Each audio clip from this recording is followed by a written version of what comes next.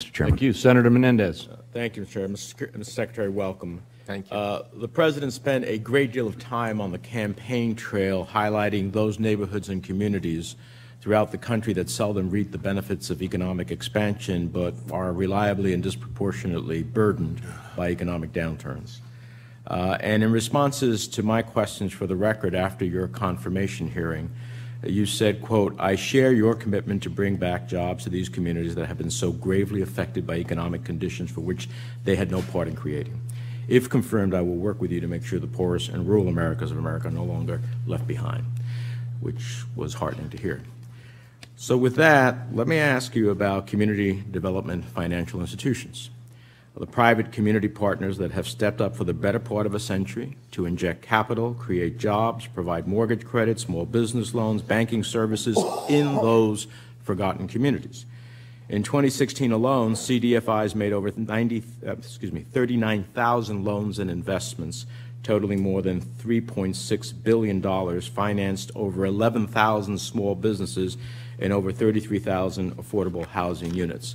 So explain to me, how is it possible to reconcile the President's promises and your commitments with the administration's plan to eliminate the Community Development Financial Institution Fund, the very foundation on which these investments are made possible? Sure. Well, let me first again say I am committed to work with you on helping these communities. In traveling with the President during the campaign, I had the opportunity to see a lot of this, and I also had the opportunity at One West to see this where previous loans have been made improperly by IndyMac. In regards to your question on CDFIs, as you know, the President's budget has as a priority to make sure that we reinstitute proper spending for the military.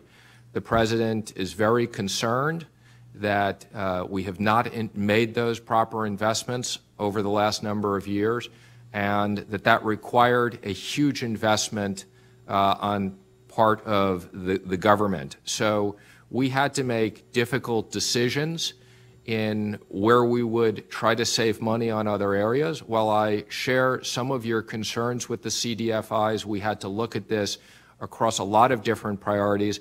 It is an area where this market is mature and there is private capital that will come in and the banks do lend. But I do share your concerns on this. Let me respond to that because I believe in a strong defense. We spend more than the next 7 countries combined, and we can do better, but not at the cost of everything that makes America worthy of fighting for and dying for, and not at the cost of millions of Americans who languish in an economic situation for which none of us generally would want to live in.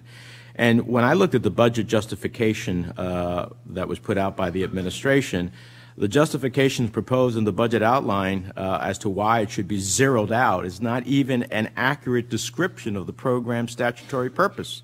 It said that this was to, quote, jumpstart an industry. That wasn't the case. It was created to promote access to capital and promote economic growth in economically distressed areas. So we obviously disagree on the value of the program because in my mind, when there are more than 50 million Americans living in community with high percentages of adults who aren't working and many who have no high school degree, every block has a few vacant homes and incomes are stagnant, these communities desperately need investments that will allow them to start small businesses, create jobs, purchase homes. This is where I thought I was going to find common ground with the administration, but zeroing out, for example, CDFIs, even in your desire to do national defense, doesn't make any sense on behalf of the very people who you supposedly want to defend. We want to defend, but we also want to create economic opportunities. So even the banking industry, the ABA and the ICBA, said it best in their letter to Congress requesting full funding. They said CDFI work in the exact communities that were the focus of this conversation. They are uniquely positioned to understand local credit needs. So as we go into the 2018 fiscal cycle, I hope that you can be an advocate within the administration for something that would meet the President's goal and your own stated goal. And, you know, I hope to be able to work with you to make that happen.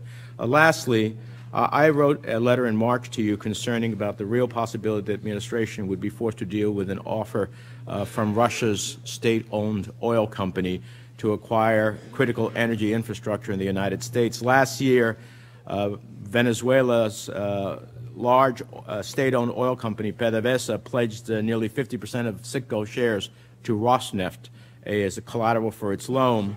I received your response on Friday evening, and frankly, it doesn't say anything. It just recites relevant statutes and standard CFIUS procedures. So my question is, would it concern you, Mr. Secretary, if Venezuela's state-owned oil company defaults on the debt, and as a result, Russia's state-owned oil company exercised a near majority ownership stake if they haven't purchased additional shares in the open market? They may have the possibility of being the majority owner.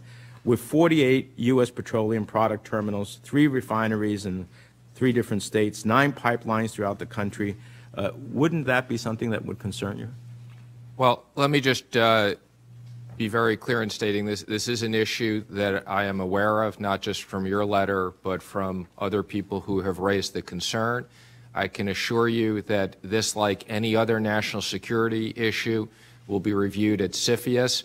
And at appropriate where national security issues also discussed in other confidential settings.